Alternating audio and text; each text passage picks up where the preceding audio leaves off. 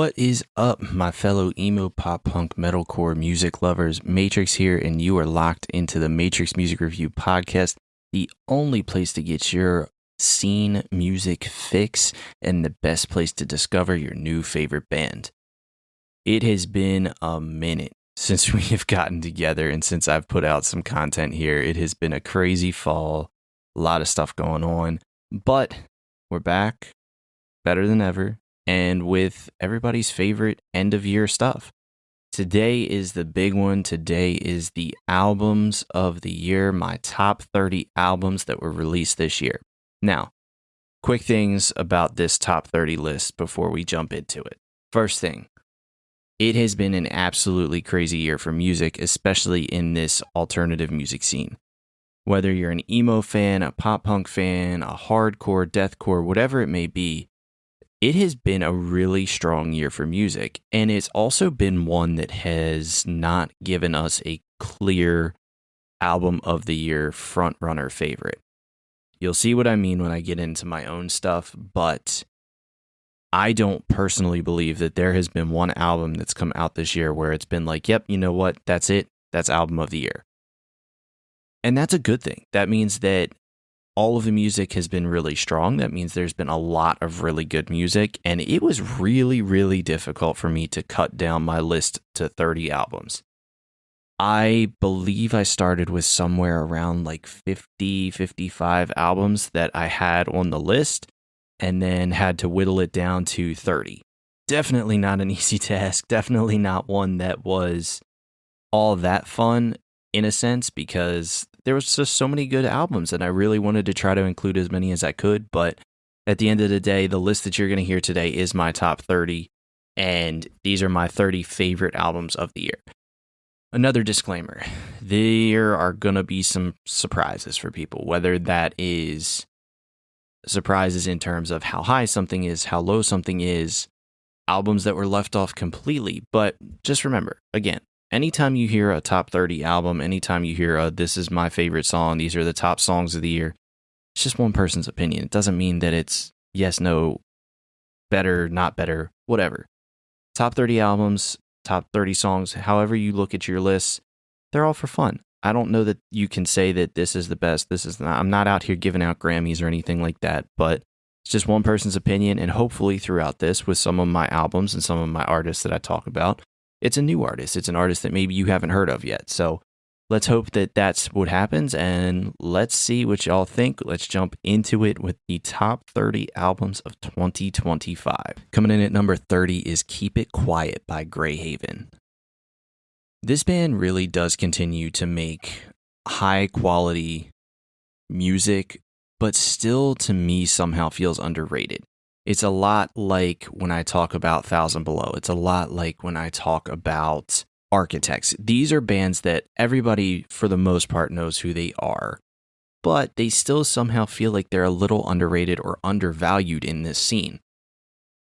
Greyhaven definitely has some unique vocal deliveries throughout this album. There are definitely some melodic singing with shrieking.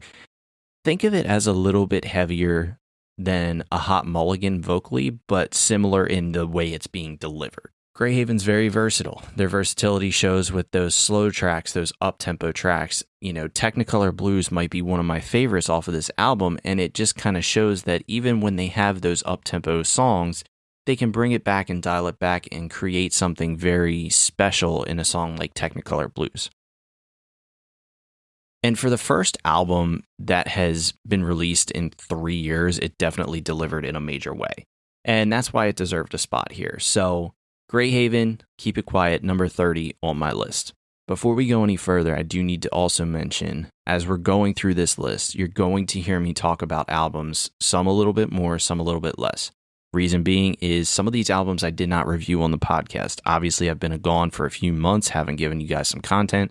So albums like Greyhaven and this next one, I'm going to potentially talk about a little bit more just because I never gave a full review of it.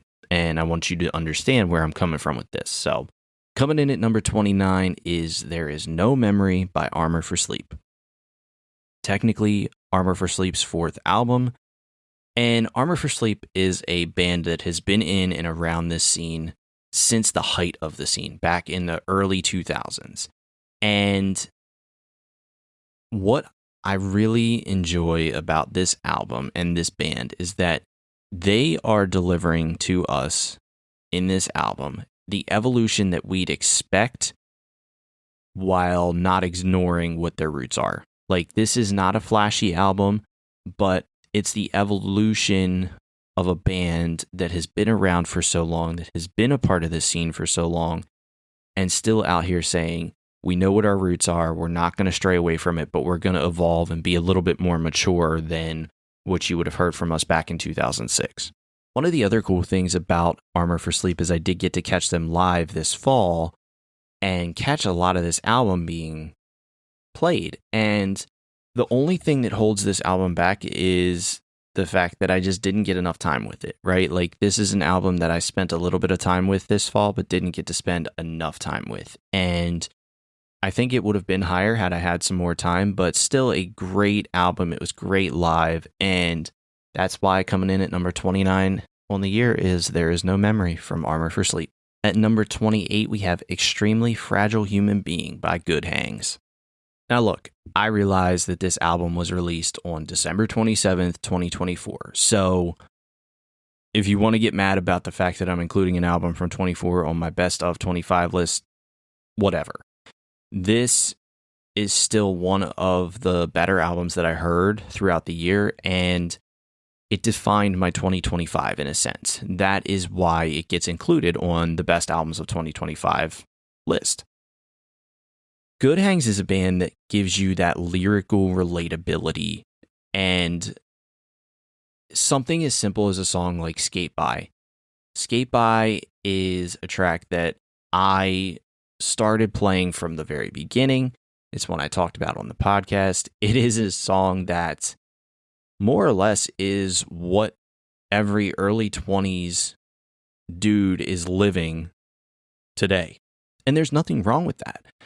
And the relatability of songs like Shoot Our Way Out or Great Job Troy or even Drugs Over Us, like, all of those are tracks that really pull you in and really sell that story to you so that you can sit there and say, hey, I feel some relatability to this. I feel some sort of connection to this. And that's what I love about Good Hangs, is they have that ability to pull you in. And at the end of the day, Good Hangs is one of those top tier pop punk emo bands that I'm ready to see take that next step. They continue to grow, they continue to get better, and I'm hoping to catch them on an East Coast show. Hopefully we can get them on the East Coast doing a show soon so I can get out and see them. So number 28, Extremely Fragile Human Being by Good Hangs. At number 27, we have Where You Found Me by Stateside. When you look at bands and you look at their progression, especially when they first start out, you're looking for growth. You're looking for improvement, whether that's from EP to EP, from single to single, or EP to album, album to album, whatever it may be. And that's exactly what we got here from Stateside. I feel like they really found and defined their sound with this album. I feel like when we got that EP from them, they were still kind of doing some experimentation, right? Like, they still gave us some heaviness, they still gave us some of that pop punk sound, but on Where You Found Me, I feel like they really dialed in and found that pop punk sweet spot that they've been so good at. And the heavy stuff still works too. I know that there was some on this record, but they really made it all work and all gel together on this album. Stay Sweet was one of my top tracks of the year. That feature from Joe Taylor is fantastic. And the way I describe Stateside to people is, if you like pop punk with a little bit of an edge and a little bit of a kick to it, this is a great band for you to listen to and a great band for you to check out. So coming in at number 27, Where You Found Me by Stateside. At number 26, we have Allegoria from Unwell. This is Unwell's first album on Pure Noise Records that delivers the same sound we'd expect from them. Unwell was one of the victims of a late release the last time they released their Trial and Error record, and it didn't make the cut for my albums of the year. I believe that was back in 2023, but it was an album that I fell in love with, and I still to this day have just been wearing out. And I was super, super excited to get Allegoria, super excited to get it in October to really get a chance to have some fun with it. And one of the things that I was doing when I was listening to this album was trying to figure out what this sound is. Because, yeah, there's metalcore in it. Yeah, there's some emo sounds to it. But ultimately, the easiest way to describe it is by looking at their Spotify bio. Their Spotify bio says that there is some buoyant theatricality to their sound. And holy shit, does that make so much sense to me? Like, when you listen to them, there's definitely some theatrics to it. Like, there's some theater to it. Listen to a song like Magna Carta or Throne of Velvet Roses or even Conqueror. And you get that feeling as if almost you're in a theater listening to something along those lines. And every delivery, every instrumentation, even if it's something a little bit extra, like, you know, saxophone, whatever it may be, those are sounds that bring you into that theatrical element. And even the album cover puts you in that mindset. And I gotta be honest, Unwell is very quickly becoming one of those bands that has become one of my favorites in the scene. They deliver, they still have their same sound, even though they've signed with a record label, and they're experimenting, they're getting better, they're growing with each record, and that's something to be really excited about moving forward. So, number 26, Allegoria by Unwell. At number 25, we have The Nut House by Rin Rin. This is a debut album that absolutely blew me away. This is an artist that snuck up on me kind of out of nowhere, somebody that I wasn't really paying a ton of attention to in the sense of like anticipating an album. Like, obviously I knew Rin Rin was releasing an album and I knew I was going to listen to it and review it, but it wasn't one that was like Bloodywood, for example, that I was like, wow, I cannot wait to listen to this. But as soon as I heard it, I knew that there was something special here with this artist. There's some serious breaks throughout this, whether it's Built Different or Built Diff, and all these other tracks that are Smoke Bomb, for example. And it's poppy meets Bring Me the Horizon. Like, that's the sound that I hear with this artist. And I am going to deem this kind of new age core, where you mix those electronic elements into your production, but you also have some subject matter that's a little bit more relevant to this day and age. You know, there's a whole song on this record about video games and, you know, how they're rotting their brains. But you're still sticking with those heavy electric guitars and some of that heavier musical background that really kind of pulls it all together and brings it to what makes this scene so great. And so this debut from Rin Rin was fantastic. And it's an album that I just kept kind of finding myself going back to, songs that I just kept going back to. And that's why it's number 25 on my list, The Nut House by Rin Rin. At number 24, we have The Host by Acres. This album was produced by Landon Tours of The Plot and You, and this is a band that is so fast rising in the scene that it's almost crazy to me that they're only at number 24. I've been to a lot of shows this year, went to Warped Tour this year, and one of the things that always ended up popping up is, you know, if I'm having conversations with people, one of the things I say is like, oh, who's a band that like you really see as like the next big thing, the next big band to take that step? And no matter what type of show I was at, Acres popped up, Boundaries popped up, and it was so funny that the Acres name kept popping up because I got to see them very early this year live, and they were one of the best bands, if not the best band on the bill, on a bill that had The Plot and You with there. So, you know, Landon producing this album and then hearing this album live, they have something special working with them. And I think what works so great for them on songs like Staring at the Sun is that they have the heavy melodic blend down perfect. It is well done, well produced, and I'm really, really excited to see what this band does in 2026, because if their 2025 is any indication, they are destined for big things in this next year. So coming in at number 24 is The Host by Acres. At number 23, we have Gallows by Bless the Fall. This is the first album that we get from Bless the Fall since 2018, but you might as well flash us back to 2008 because the sound is exactly the same. And they still have that metalcore sound. They still have that nostalgia vibe. And I think that's really cool. You know, obviously we just talked about with Armor for Sleep, the evolution of a band. And being 20 years into this, still being able to evoke that same emotion on a song like Fell So Hard, Felt So Right, that is incredible to me. That song was such a standout for me, not only this year, but, you know, that's an all-timer for me. And might even be like a collaboration of the year with those two, because it instantly takes you back to 2008, 2006, where music meant everything to you, whether you're in your 30s like me, or if you're a little bit younger, a little bit older. Back in those days, music meant so much to us, and it was the only thing that could get us through all of these things that we're going through. And a song like Fell So Hard, Felt So Right, with Bless the Fall and Story of the Year, was your life. And so that's why the ability to make a track like that in 2025 is so awesome and so cool. And that's why Bless the Fall really did something special with this album.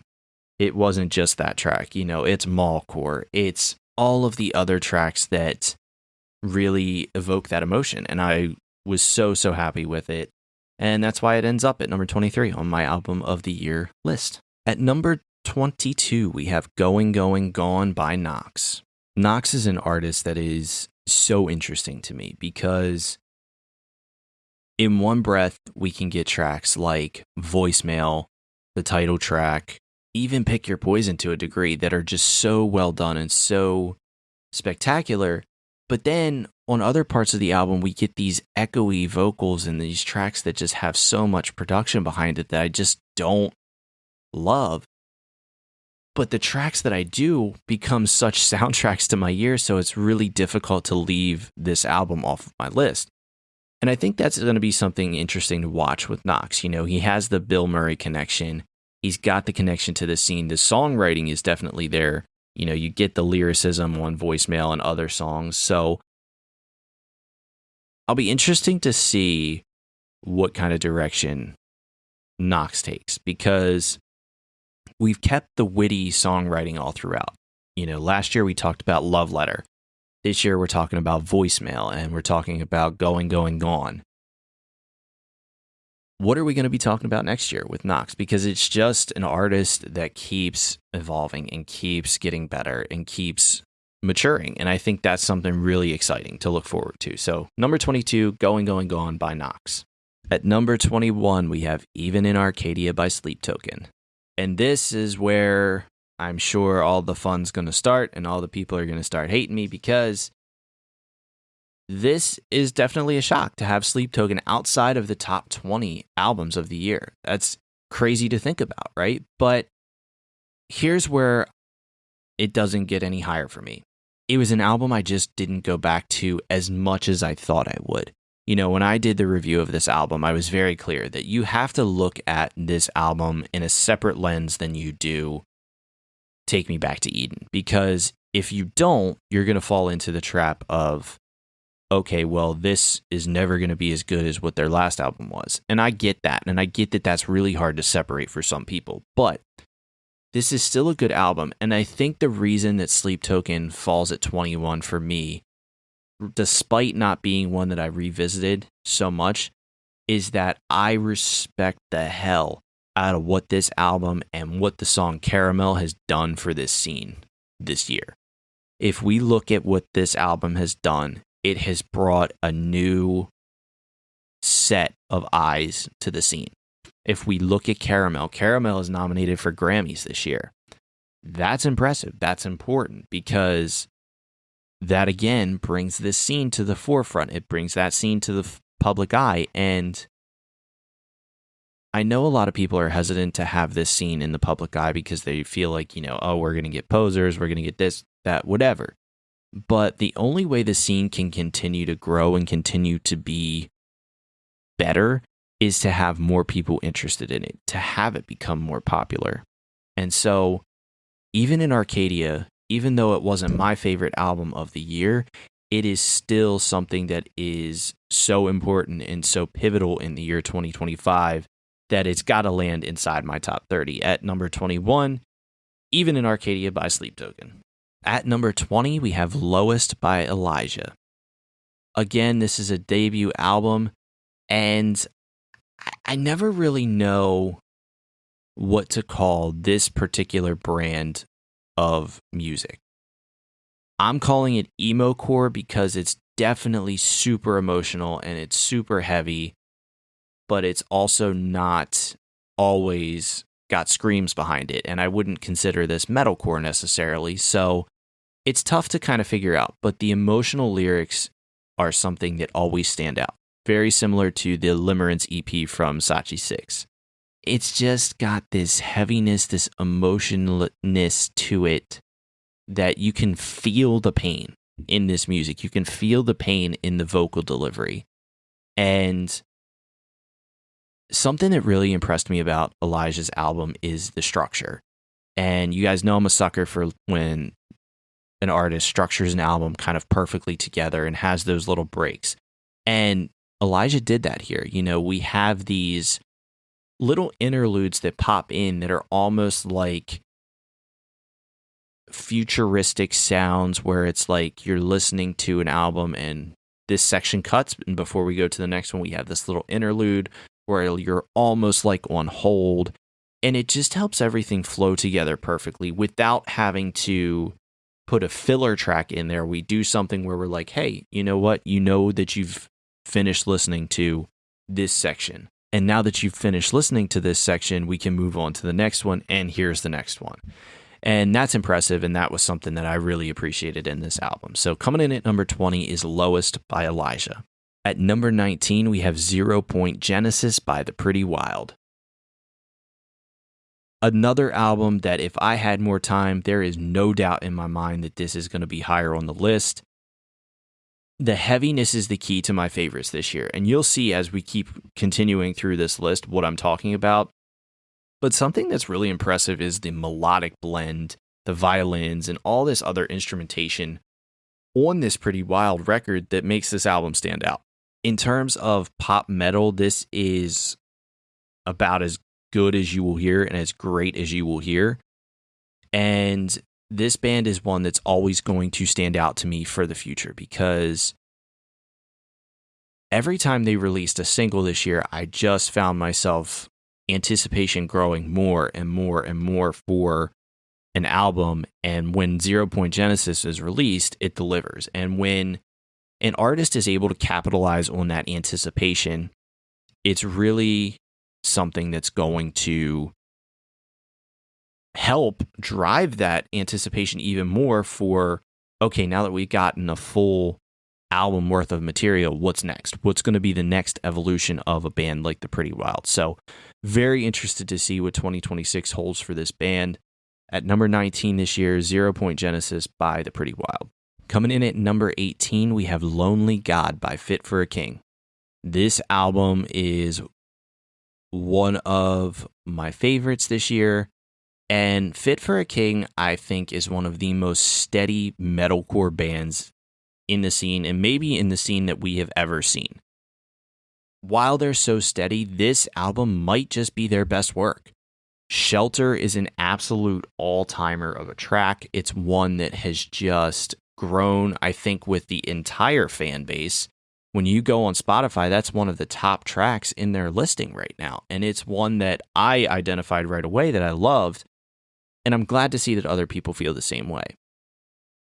And I think, the blast of I lost my heart in a hurricane just kind of evokes that emotion where you can almost feel like you're in that hurricane where you're kind of just spinning around, or that feeling of love where you've lost your heart and it feels like such a swirling hurricane. I feel like that's something that you feel with that blast of music in that track. So there's not much you can say about Fit for a King. Like I said, super steady presence in this metalcore scene. Hard to argue with their results. I think personally this is their best album. At number 18, Lonely God by Fit for a King. At number 17, we have Flesh Stays Together by Dying Wish. This is the fourth album for the hardcore band, and this is the one live show that I didn't get to this year that I am super sad about, because as soon as this album came out, it just kind of cemented that Dying Wish is in a top tier level for hardcore bands. This band does not disappoint with any of the material that they ever put out. Emma's vocals on this are just so crazy good. And it proves why Emma's one of the best vocalists in this scene, in this hardcore scene. You know, whether you're talking about, you know, Courtney from Spirit Box, or whether we're talking about Zelly from Paleface Swiss, whether any of those artists that are in that hardcore metalcore scene that we look at and we say they're top tier vocalists, I think you need to start putting Emma's name in there, because Dying Wish is just continuously putting out this material that is proving to us that they are one of the best bands out there. And I think sometimes the vocals aren't always being given enough credit. And so I'm going to give the credit where it's due. Emma's vocals on this is what makes this album so good. And it's what makes Flesh Stays Together by Dying Wish my number 17 album of 2025. At number 16, we have Either Way, The Sun's Exploding by True North. This is the second album from the emo pop punk sounding band, and True North really is harnessing their sound on this record. There's major standouts all throughout this album, whether it's Still Enough, whether it's Burn, all of those stand out, but it's that early run in the album of Burn, I Dragged Us In, and Still Enough that showcases what this band is all about and showcases the versatility of this band and what they're capable of doing. I revisited this album a bunch this year. I have a lot of different songs pulled on different playlists from this album, and this is just a band that I've really fallen in love with, and I can't wait to see how they continue to progress. You know, this is a band that I discovered on Instagram one day. I was scrolling, they popped up on a reel, and since then, they've become one of my favorite bands. So the music discovery process is not always, you know, cut and dry, and your favorite bands can come out of nowhere. So this is what happens when you have access to so many bands and so many musicians. You'll end up finding things that you really like. And that's what happened with True North. So at number 16, Either Way, The Sun's Exploding, True North. At number 15, we have Never Enough from Turnstile. This is the first shock for me because, as you guys heard in my review, I did not care for this album right away. This was an album that I was really confused about. I was really not sure what to do with upon initial release. And so when I started to listen to this album more, I started to realize that the heavier moments started to overshadow the softer ones, or the ones that I didn't like. The soul and dull and sun shower really started to dominate over songs like Never Enough. And I think for me, one of the things that I had to do was I had to do like I just told people in the Sleep Token review. I had to separate the last album and the lack of tracks like Holiday on this Turnstile record from what was being presented in front of me. Turnstile is another one. They've done a ton for the scene this year in terms of public image and in terms of recognizability. And I think that's really impressive to see that, because whether you agree with it or not, whether you think it's, you know, important or not, one of the things I did before this podcast was I looked at Rolling Stone's editors, music editors, producers, whatever it is. They had all of their top 10 albums. And I always look to see, because I'm always interested, if anybody just randomly pops up with a band that we know, a band from our scene. Obviously, there's going to be some Hayley Williams in there. That Hayley Williams record was great. But the name that popped up was Turnstile. And I think that was something that was so interesting, is that Turnstile is getting this public notoriety and public attention. And it's only a matter of time before that attention turns from Turnstile to some of the bands that we would consider big in this scene. If Turnstile is considered a hardcore band, it's only a matter of time before somebody goes from Turnstile to Dying Wish or Turnstile to Paleface Swiss and realizes that, like, hey, this is a really good music scene. I'm going to start thinking more about this. So at number 15, Never Enough from Turnstile. At number 14, we have Creature in the Black Night by Dayseeker. This album has the huge benefit of timing of release and a song that has produced so much magic that it has lifted the entirety of the album. The fact that this album was released right before Halloween was perfect timing. It's one that really defined that Halloween, early November timeframe for me.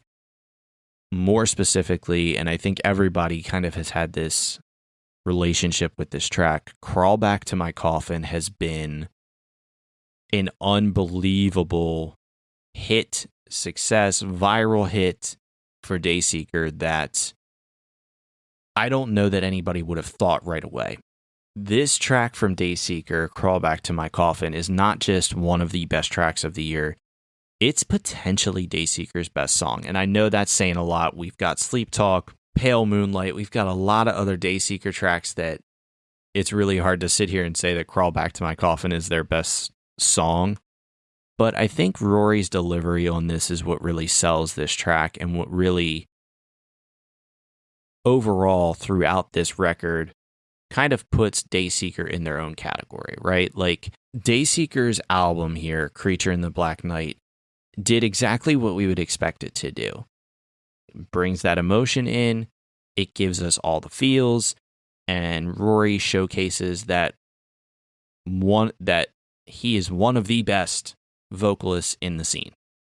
All things that we knew, all things that we expected, and I think that's impressive to continue to deliver that type of product to people when you know that that's exactly what they're looking for, while also still producing songs that make that heavy of an impact. So at number 14, Creature in the Black Night by Dayseeker.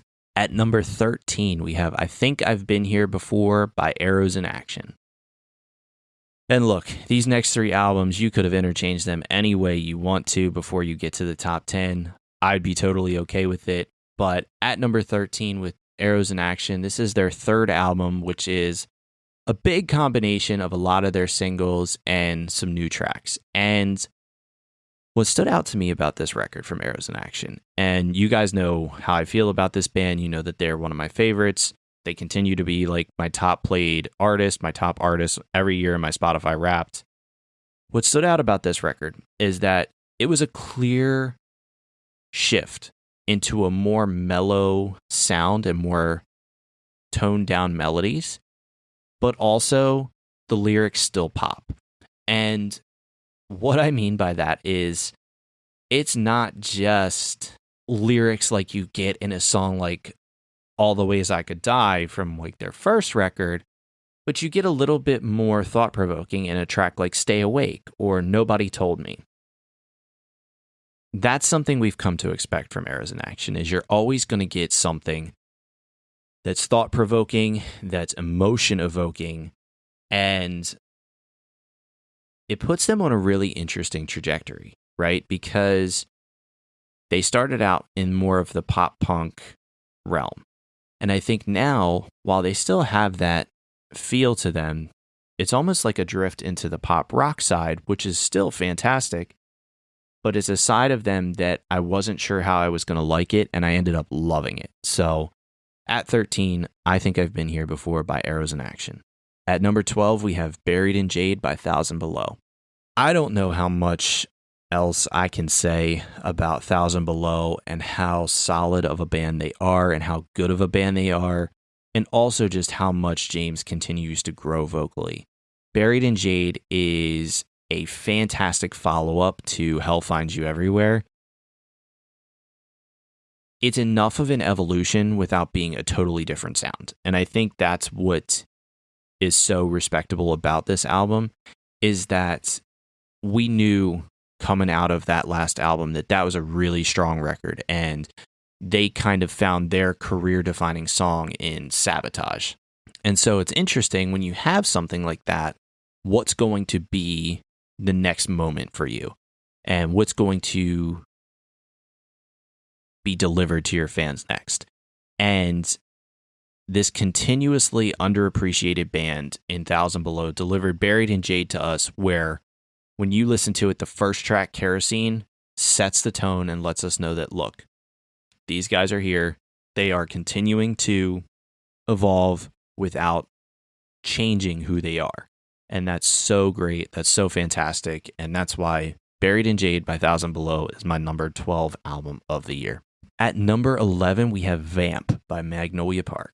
In terms of evolution, this might be the most drastic change of a band that we've seen from album to album. It is a complete and total shift from the more pop-punk sounding Baku's Revenge that we got from Magnolia Park to now this heavier, dark side with Vamp. And it works so well. And I wasn't sure how it was going to work, and I wasn't sure how Josh's vocals were going to play, but Josh's vocals are on showcase throughout this entire record. And when I say it's a heavy or a darker shift, I don't mean that it's so much screaming as it is more of a feeling. Like, this entire album feels like it should have been released for a Halloween time. It's that type of more or less vampiric sound, and that's great. And I'm interested to see how they play that into the next level of what they're doing and see if they continue along this heavier sound or if they dip back into that pop punk sound. But one of the things that came out of this record that I think is so great is I believe Magnolia Park got their defining track, their final track to close out every show, and that's Shallow. Shallow is one of those songs that just exploded for this band, and I'm so happy because I feel like for a while we knew that they had Don't Be Racist. We knew that they were coming out with Eye to Eye. And now I feel like they actually have this song that just puts their stamp on the scene and says, this is what Magnolia Park is. This is what Magnolia Park's all about. And this is what's going to be this show ender every single show. So coming in at number 11, Vamp by Magnolia Park. All right, kicking off the top 10, we have Bodies by Thornhill. At this point, I think I'm willing to say that Australia might just have the best alt-rock scene out there. Because if it's not Thornhill, it's Down and Out. If it's not Down and Out, it's another band like Dear Seattle. All of these bands that are coming out of Australia have one thing in common, and it's every time they put something out, I find myself liking it more and more, and that sound is becoming more and more familiar to me as one of the better sounds in the scene. Bodies is no different. This album is one of the best that I've heard from Thornhill, and that's saying a lot, knowing how good Thornhill has been in the past. Thornhill is a band that continues to pull you in and make you listen to an album and listen to a record multiple times because you're not going to catch everything the first time. Tongues is that perfect storm on this album. You get it and you're like, hold on, I need to go back. I need to check in and see what this is all about and see what this record's all about. And that's what you get. And I mentioned that during the review when I did this months ago. Every time you listen to this album, even now listening to it 4, 5, 6 months later, however long it's been, I'm still catching things on songs that I didn't catch the first time. And to be able to do that so far in is really impressive. And it's what makes Bodies by Thornhill my number 10 album of the year. At number 9, we have Cursed by Paleface Swiss. Again, continuing the heavy trend for me this year. This was the first album that I reviewed this year on the podcast, and it's a short album, but it's effective. Paleface really had a chokehold on me for the entire year, and the album just reinforced it along with the most recent EP that they just let out. My Blood in Your Hands was a defining track and moment for me this year. It was one of the first times that I've listened to a heavy song and just thought, I don't know what's going on here, but there's no way that this is humanly possible. And it's funny because I got to see this song and this album performed live, and to see Zelly do that gargle, that snarl, whatever the hell that is on that track, and do it perfectly was just mind-blowing. And it's so impressive to see that there are people out here with this level of talent. And it's also, for me, a little disappointing that other people don't get to enjoy this as much as I do. But Paleface is also a band that can stop you in your tracks and say, like, hey, there's a song like River of Sorrows that you just would never expect a death hardcore band to slow down that much and really make there be an introspective track here. So really loved my entire experience this year with Paleface Swiss, and that's why Cursed is coming in at number 9 on my albums of the year. At number 8, we have Tsunami Sea by Spiritbox. Spiritbox delivered a 10 out of 10 album in my reviews earlier this year, and as we've gone throughout this year, it has stood the test of time. A lot of perfection all throughout this album. And I think that's because Spiritbox really is the total package and what you want in a band. Their lyrics will stimulate your senses. Courtney will deliver a vocal performance that will not only baffle you, but it'll make you really sit there and think and really feel the emotion that's being delivered throughout this. And at this point, I don't know what else to say about Spiritbox. Like, Spiritbox is the standard for heavy music. They are the standard for what you expect a band to do. There's not many bands out there. There are no bands out there that can do what Spiritbox is doing or what Spiritbox has done. They cannot be replicated. It is unbelievable to me what Spiritbox has been able to do. And they're another one very similar to Turnstile or Sleep Token. They're really the ones that started all of this with bringing the scene to the forefront. They were the first ones that got Grammy nominated. They were the first ones that really put this on the map. And they continue to do that. They're Grammy nominated again this year. And that's so impressive. And that's so fantastic that to hear an album like Tsunami Sea follow all that up, it's incredible. So at number 8, Tsunami Sea by Spiritbox. At number 7, we have Keys to the City by Silly Goose. Easily my biggest surprise of the year. When I came into 2025, I vaguely knew about Silly Goose, but did not expect their album to land in my top 10, let alone what it has done for me this year. It is rap rock, it's a little new metal-ish, and I just kept coming back to the album. I kept coming back to the title track because there's just these funky beats that surround it, and I can only imagine how hard this band goes live, because I can't even begin to imagine all of the tracks from this album and what it does live. And they don't necessarily have your traditional breakdowns that we would hear in this scene, but you do get breakdowns in Now Dance or Give Me My Money, or even Split to a degree. They all have certain little breaks that really stood out to me. And that's why Keys to the City by Silly Goose is my number 7 album of the year. At number 6, we have From Anger with Love by Left on Red. One of my biggest discoveries of the year lands at the number 6 spot, and this metalcore sound took over for me this year. They're a band that you may have heard if you've heard of Sneezecore. They're a band that you've probably heard if you've listened to Spongecore. And it's not just those tracks, the Pyroceniac or the Gaslight. It's also this entire record that's pulled together by these little voice notes that they've done for themselves as kind of interludes. whether it's talking about, believing in yourself or believing in the next steps or knowing that, you've kind of achieved a dream here.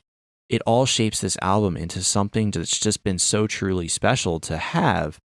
And for me, probably the biggest track off of this album is Therapy, because the emotion that's evoked in a track like that about therapy being something that I can't afford is definitely something that's going to resonate with people. And it's definitely something that people are going to be drawn to. And I think this band really has done such a good job of making their sound super unique so that it's not just like any other metalcore band. Left on Red is something new, it's something fresh, and it's something really special. And this album is one that I didn't know that I needed, but I did. And it was one that has really been a defining moment for my 2025. And that's why From Anger with Love by Left on Red is my number 6 album of the year. Before we jump into the top 5, gotta give a couple honorable mentions to albums. Friend Circle had a really strong album this year. Haunted Houses is one of my favorite tracks that they've ever done. Split Chain gave us a really strong album. Glimmers gave us a really strong album. Rematch gave us a really strong album. Downswing gave us a really good album. And then I always got to give a little mention here to Lorna Shore. If you don't mention Lorna Shore in an Album of the Year podcast, you at least have to mention just the absurdity of what Will does vocally. And go listen to that new album and tell me that there is just not something special about what that artist can do vocally, because it's unbelievable. But those are my honorable mentions. I'll obviously link them in this episode so that you can listen to them as well. But they were just outside the top 30 for me. Kicking off the top 5, we got The Sound a Body Makes When It's Still by Hot Mulligan. Hot Mulligan are true visionaries in this scene. They cannot be replicated. It's so easy to identify their sound when you listen to it and say, oh, yeah, that's Hot Mulligan. I know who that is. They give us track titles that kind of push us back into the late 2000s where Fall Out Boy and Panic are delivering all of those long-winded titles. And there's just so much greatness on this record that it really does complete their follow-up here to Why Would I Watch. And to be honest, this is better than that last album. Personally, I think this is better than Why Would I Watch. I think it's very much up there with their first album. And Hot Mulligan has just taken over. They have taken over the scene. They have taken over that sound. And it's hard not to love what this band is doing and where this band is going. So at number 5, The Sound a Body Makes When It's Still by Hot Mulligan. At number 4, we have Afterglow by Sleep Theory. This is my most listened to album of the year on Spotify, and that's just due to the number of tracks that I fell in love with immediately. Gravity, Static, Words Are Worthless Now, Afterglow. All of those tracks ended up being ones that I've been playing nonstop. And it's the vocal blends from Cullen's vocals with the melodic and the heavy mix. It's so undeniable. And Sleep Theory is a band that I identified right away back in 2023 when they first started, as I knew that they had something special right away when I heard Another Way. And I knew what this band was capable of. I knew they were capable of big things. I didn't think that they were capable of this type of an album this early on. Afterglow is such a complete record, and it's one that's gained a lot of public attention as well, whether it be on Octane or just whether it be with touring with 3 Days Grace coming up. Like, these guys are ready to explode even more than they already have. And that's why Afterglow by Sleep Theory is my number 4 album of the year. At number 3, we have New Delhi by Bloodywood. If you've been listening to this podcast, you know that I always talk about uniqueness, and that's going to be something that stands out for me. And you can't talk about uniqueness without talking about Bloodywood and what they did on this album. The anticipation was about to kill me with this record, and it's also something that made me a little worried. When I anticipate a record as much as I anticipated New Delhi, I always worry that it's not going to deliver or not going to live up to the hype. But the heaviness stayed, and the traditional instrumentation that you get from Bloodywood stayed on this as well, and added such a serious jolt to the album that it made it so much fun. Whether we're talking Tadaka, whether we're talking the New Delhi introduction that we all got to Bloodywood with that viral moment, or whether we're talking Kismat, those songs all just, they give you that heaviness jolt that you're looking for, and you can just feel the energy in these deliveries. And that's something that's really impressive, especially on what I would consider a debut album. And so that is why New Delhi by Bloodywood is my number 3 album of the year. At number 2, we have Salvation Laughs in the Face of a Grieving Mother by Psychoframe. Look, if you've listened to me, you know that hardcore songs, deathcore songs are something that I've had a journey with. It hasn't been right away. And so for Psychoframe to land at number 2 on my album of the year list and have a really, really fucking good shot of being number 1, that's a big change. And the only way I've described this album to people is that it is devastating. This is a devastating album, and it's easily one of the heaviest albums I've ever reviewed, and it's easily the heaviest album I've ever liked as much as I have. I always kept going back to this album, listening for more and wanting more from this. You know, the devastating nature of this album is one thing, but even the lyrics are punishing. Like, every part of this album just felt like an emotional wreck every time you got into it. Psychoframe really has put that deathcore scene at the forefront of my mind as well.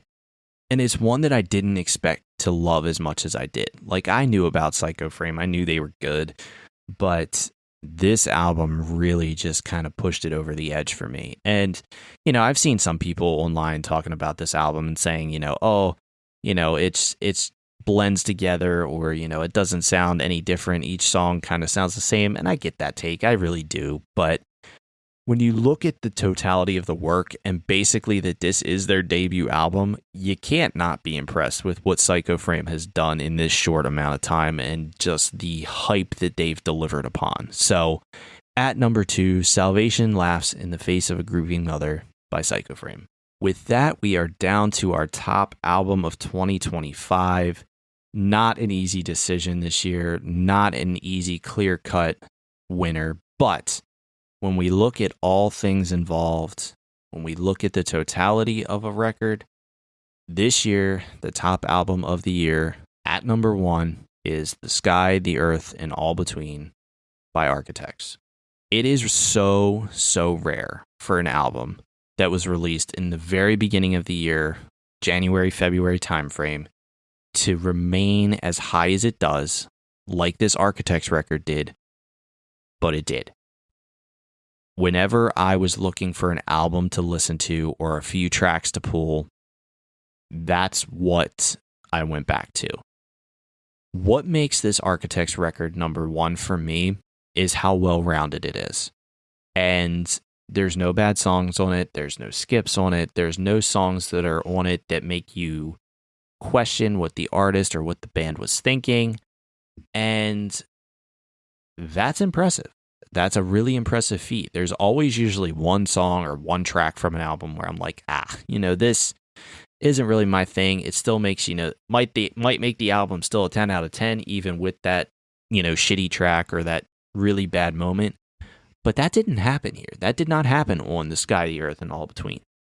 Architects did a really good job of structuring this album, and you have to wonder if some of that comes from Jordan Fish being involved. I think the Jordan Fish production definitely was an upgrade to this album that I didn't really know that I needed. And I don't know that Architects needed it either. I think Architects was always a band that I was super intrigued by and super impressed by. But this just gave them a little added edge and a little extra push. And I know that this album has been something that everybody in this scene has loved, and I've loved it too. Black Hole is a song that has been constantly playing for me. The Amira Elfkey collaboration has been one that has been fantastic for me. And the entire record itself, top to bottom, even the album artwork, everything just flows and works together so perfectly that, I think when I looked back at my notes, I gave this like an 8.8 out of 10 when I first reviewed it. And this is one that just got better with time. It's gotten better. It's evolved easily into a 10 out of 10 record for me. And Architects deserves this. Architects deserves this top spot. They deserve this merit. They deserve this recognition because they are one of the best bands out right now. Not just in the scene, just in the entirety of music, Architects is one of the best bands out there right now. Plain and simple. So at number 1, taking home the top spot is Architects with The Sky, the Earth, and All Between. That wraps it up for us here on our top albums of the year. How did I do? How did you guys like 2025? What was your top album? Leave me a comment, shoot me a message. Let me know what I missed. Let me know what I got wrong. Let me know if there's an artist on this list that you hadn't heard of and you go listen to them and then you're like, damn, they're pretty good. Let me know all that. That's a lot of fun for me. I love hearing those things, and I look forward to continuing to do this. Obviously, I took a big break there in October into now, and it was something that wasn't planned. It was something that just kind of popped up, but I look forward to getting back into this with you guys, giving you some new, different ways to see content. Let me know how you want to see content in the future. Do you want video podcasts? Do you want short form videos where you're seeing me talk about an artist? I'm not really going to be much of a reaction guy. I'm not going to be doing anything like that. But, maybe at the end of each week, we do a, 10-minute video on these are the best tracks of the week, something like that. If that's something that you're interested in, let me know. Let me know what you guys want to see. That's the only way that we can grow this is together. You let me know what you want to see, and I'll be more than happy to produce that for you. But with that, let's move on to 2026. This is a great wrap up for 2025. I hope you guys have enjoyed all the content this year. I've got a lot of big things planned for you coming in 2026, and I look forward to doing that. So with that, I am out of here. Hope you've had a good holiday. I hope you have a good new year, and I will see you in the new year with brand new podcasts, brand new material, and hopefully introducing you to your new favorite band. See you next time.